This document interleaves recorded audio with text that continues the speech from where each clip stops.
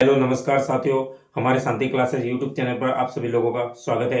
संज्ञा के पार्ट 3 के अंतर्गत इसमें हम एमसीक्यू और ये जो लास्ट टॉपिक थ्योरी का बचा इसे हम कंप्लीट करके एमसीक्यू डायरेक्ट करेंगे, जो कि पीवाईक्यू है, जो कि एग्जाम में आए हुए हैं। क्या मैंने जो पढ़ाया है, समझाया है, या मैंने जो पढ़ने और पढ़ाने की विधि अपनाई है उसमें से प्रश्न हमारे राइट हो रहे हैं विगत एग्जाम में, वो भी हम चेक करेंगे। आज जातिवाचक संज्ञा से भाववाचक संज्ञा के रूप में कैसे बदलते हैं। कुछ अविकारी शब्द होते हैं, उनमें से एक अविकारी संज्ञा है, एक सर्वनाम है, एक क्रिया है, दूसरा विशेषण है और एक अव्यय है अंतिम। ये 5 विकारी शब्द होते हैं, अविकारी शब्द होते हैं। इनको ही हम पढ़ेंगे आज। जैसे कि जातिवाचक संज्ञा और भाववाचक संज्ञा।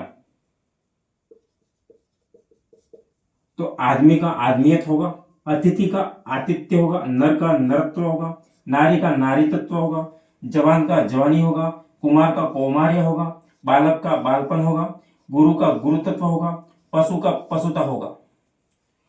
जातिवाचक और भाववाचक।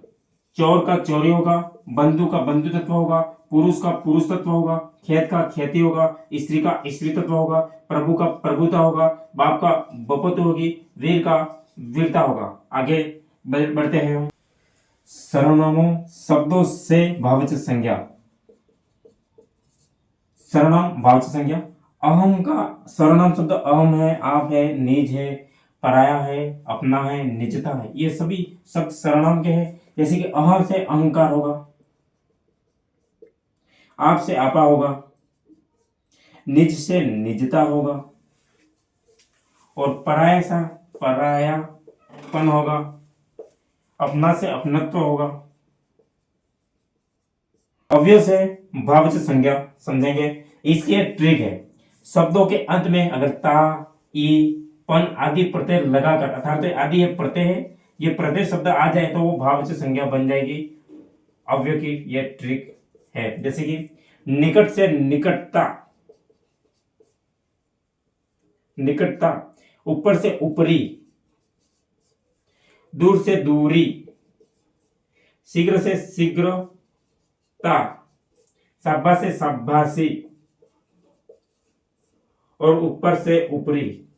इसमें ई प्रत्यय लगा हुआ है, ट्रिक के हिसाब से। इसमें भी ई प्रत्यय लगा हुआ है, इसमें भी ई प्रत्यय लगा हुआ है, इसमें ता प्रत्यय लगा हुआ है, इसमें ता प्रत्यय लगा है, इसमें भी ई प्रत्यय लगा हुआ है। अर्थात तो यह अव्यय की एक शानदार ट्रिक है आपके सामने।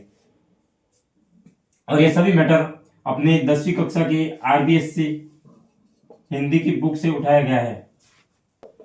भाववाचक और जातिवाचक के ज्यादा शब्द लिखाए नहीं है, क्योंकि इसमें अगर भाववाचक करेंगे, ये जैसे भाववाचक शब्द जैसे कि परायापन, अपनत्व, अहंकार, आपा, निजता, ये भाववाचक शब्द आपको उस समय इसलिए नहीं लिखा है क्योंकि इधर कवर हो रहा है। अब जैसे कि व्यक्तिवाचक, तो व्यक्तिवाचक भी शब्द आ जाएंगे। इसके बाद जातिवाचक, तो जातिवाचक हमने पहले पढ़ लिया है। अब सर्वनाम शब्द से भाववाचक पढ़ रहे हैं। जैसे कि सर्वनाम शब्दों से भाववाचक संज्ञा। अह से अहंकार होगा, आप से आपा होगा, निज से निजता होगा। अव्यय से भाववाचक संज्ञा। शब्दों के अंत में ता, ई, पन ये प्रत्यय आ जाए तो ये अव्यय होंगे। जैसे कि निकट से निकटता, ऊपर से ऊपरी, दूर से दूरी, शीघ्र से शीघ्रता, शाबा से शाबाशी और ऊपर से ऊपरी।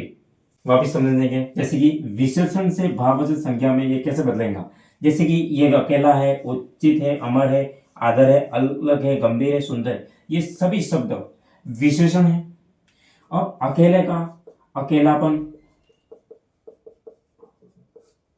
उचित का औचित्य, अमर का विशेषण से भाववाचक होगा अमरता, आदर का आदरणीय,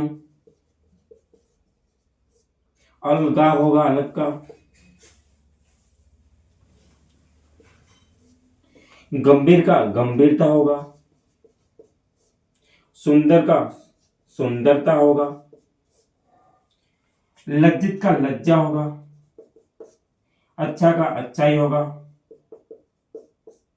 एक का एकता होगा, उदार का उदारता होगा, बुरा का बुराई होगा,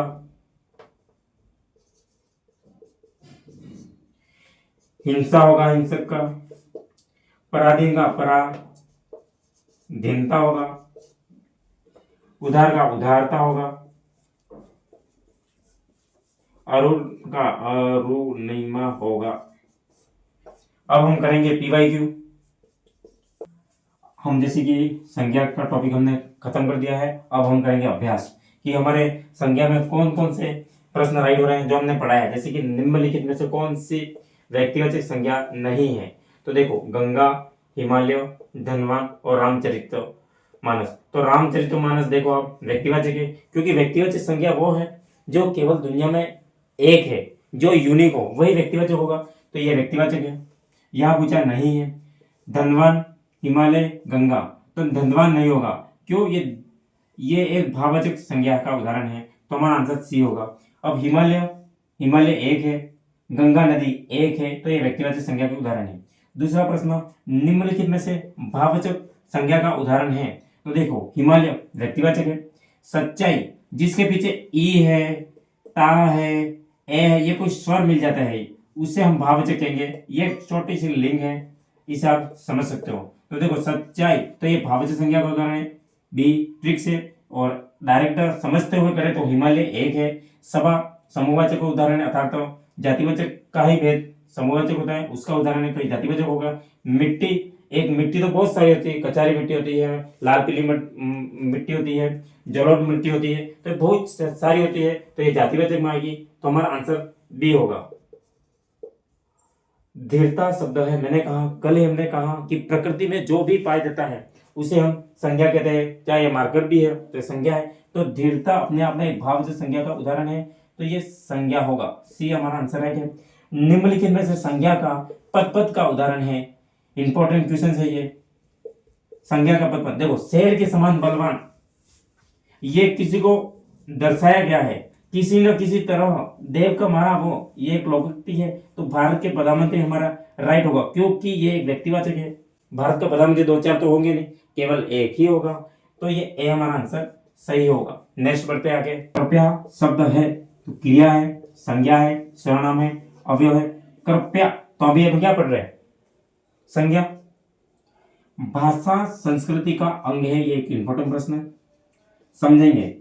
क्या ये क्रियावाचक संज्ञा, क्या है भाववाचक संज्ञा, क्या है जातिवाचक संज्ञा, क्या है व्यक्तिवाचक संज्ञा है? मैं कह रहा हूं भाषा, तो मैंने ये नहीं कहा कि मैंने हिंदी नहीं कहा, हिंदी भाषा, मैंने आंग्ल भाषा नहीं कहा, मैंने कहा भाषा। तो देखो, मैं अगर हिंदी भाषा को तो व्यक्तिवाचक होगा, क्योंकि एक है। मैंने कहा भाषा, भाषा तो बहुत सारी है, तो अब समझाइए मुझे कौन सा होगा? तो भाषा जातिवाचक संज्ञा का ही होगा। मैं कह रहा हूं सर्वनाम से निर्मित संज्ञा शब्द है। तिरस्कार, धिक्कार, अच्छाई, अहंकार। मैंने कहा सर्वनाम से निर्मित शब्द है, तो देखो आप निकालो, ये अच्छाई क्या होगा? भाववाचक संज्ञा है, और मतलब अच्छा से बना हुआ है। अहं का अर्थ होता मैं, और मैं एक सर्वनाम शब्द है, तो अहंकार हमने पढ़ा था, अहं से अहंकार होता है, तो इसका डी आंसर होगा। इसी के साथ हम ये टॉपिक खत्म करते हैं। जय जय भारत। हाँ, तो नमस्कार दोस्तों, स्वागत है आपके मेरे शांति क्लासेस। दोस्तों, रोहित ने हिंदी का जब टॉपिक शुरू हुआ था तो मुझे लगा था कि किस प्रकार से होगा, पर तो जिस प्रकार से इसने शुरुआत करी है, संज्ञा का टॉपिक समाप्त हो चुका है, और लगातार टॉपिक समाप्त होने वाले हैं। सर्वनाम, क्रिया, विशेषण, ये से चलते रहेंगे। आपको हर दिन क्लास से जुड़ना है, इस क्लास को देखना है।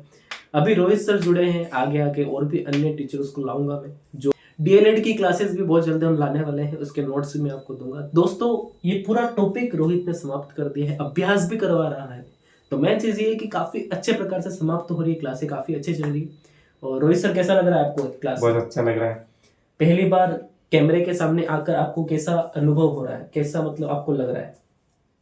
पहली बार कैमरे के सामने आप आए हो, क्योंकि हिचकिचाहट जरूर होती है, क्योंकि पहली बार कोई कैमरे पे आता है तो बहुत सारी समस्याओं का सामना जरूर करना पड़ता है, और रोहित ने इसी प्रकार शुरुआत करी है, और बहुत अच्छा उसके पास कंटेंट है। एनसीईआरटी का कंटेंट है, आरबीएससी एनसीईआरटी का कंटेंट है इसके पास। बहुत सारी पुस्तकों का कंटेंट मिला के इसने एक ऐसा कंटेंट तैयार किया है जो बोर्ड पे आप देख सकते हो।